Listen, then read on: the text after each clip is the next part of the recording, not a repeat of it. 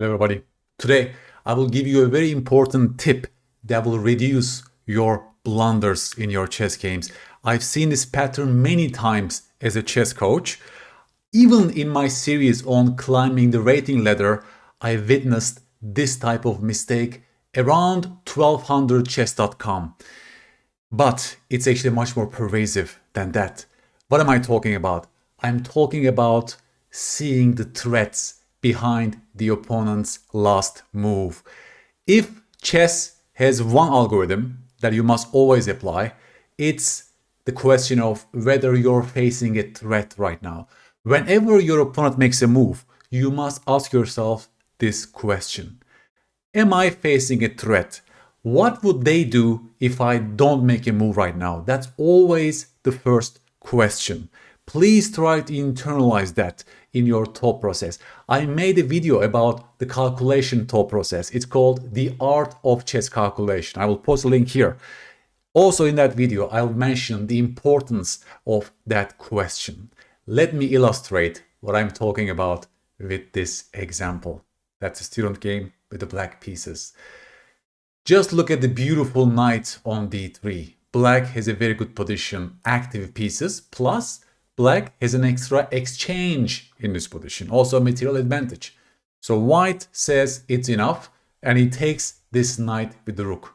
He's sacrificing the second exchange. Takes. And here my student plays, can you guess the crime? He plays b takes c5, and after bishop c4, Black is losing the queen.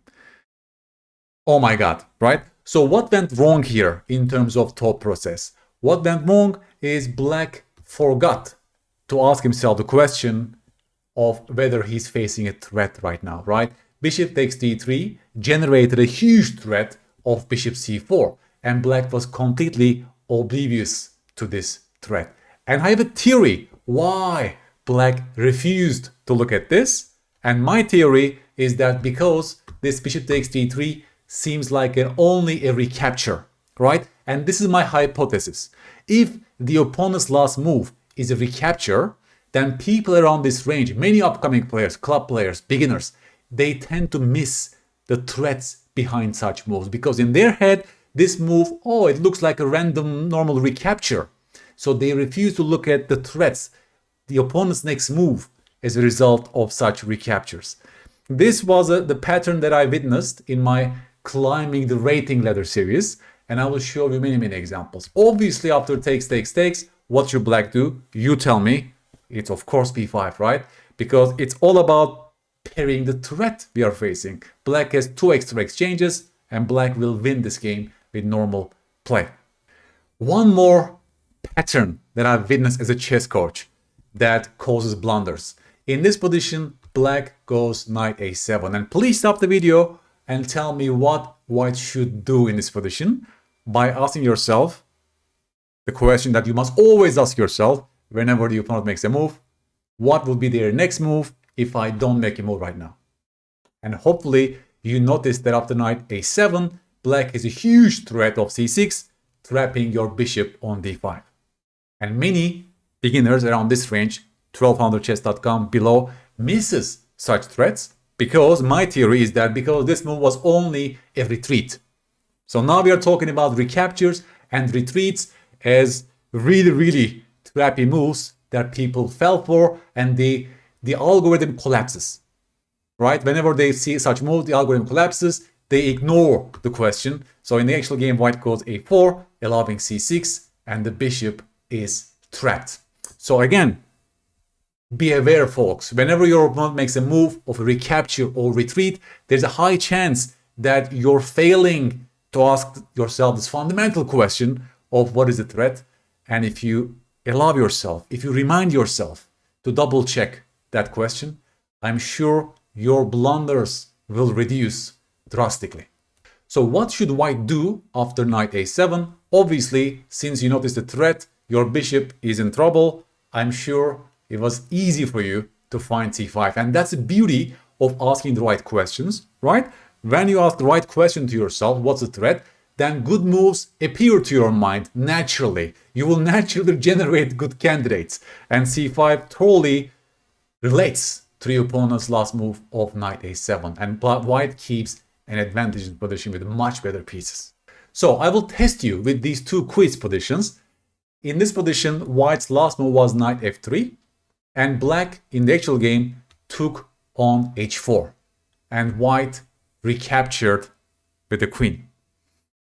What should black do here, folks? Please stop the video and find the best move for black by going through the question, the most important question whenever your opponent makes a move in chess. Congratulations if you did not perceive this move merely as a recapture, but you actually asked fundamentally which threats this recapture generates. And hopefully you found that queen f6 now is a huge threat because you get mated on g7. So black's options are limited, and the best move for black is f6.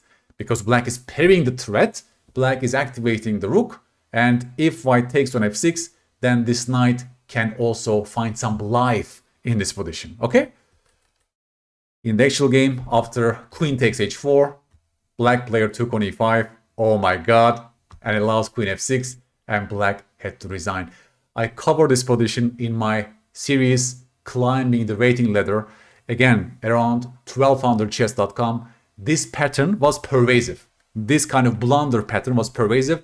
And again, the most likely hypothesis is that people refuse to look at the threats behind recaptures. So please, folks, I'm making these videos to help you improve your game.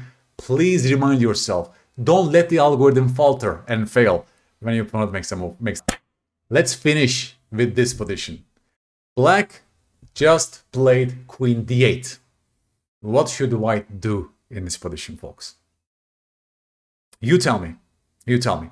Don't perceive the enemy moves by merely passive retreats, but always ask yourself the fundamental question. Remember, what would they do if I don't make a move right now? If I just say pass, what would black do?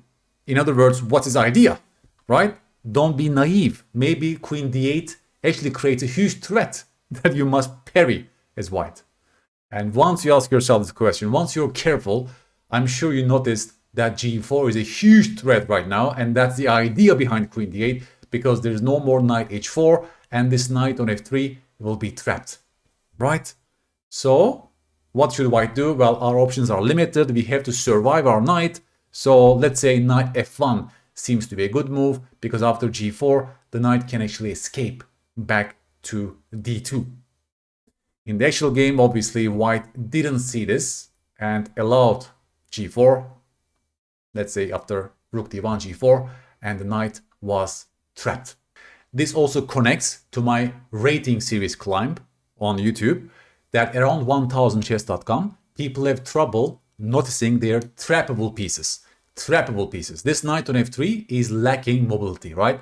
But people were having hard time in noticing those pieces, and they were allowing moves like g4 as in the actual game continuation, and thus trapping this knight. So if you're around 1000chess.com, please give even more attention to your trappable pieces. I hope you enjoyed this small lesson, folks. I did this video because I believe in the tremendous value of such rules of thumbs and small hints for you, because I've witnessed so many times as a coach. I don't want you to lose games like this. Follow the algorithm, please. Whenever your opponent makes a move, don't take it as a face value. Don't be naive. Always ask yourself, what are the new possibilities for the opponent? That's always the first question, because that question will give you so much information. And chess being one of the most cruel games, cruel sports ever, which means you can lose any chess position if you're careless for a single move. Thus, we have to raise our floor. We have to fix those fundamental thought processes, and seeing the threat is maybe the single most important question you can ask yourself when you're playing a chess game. If you like this video, please give me a like and subscribe, and I will do more of such videos to help you improve your game. Thank you so much, and bye-bye.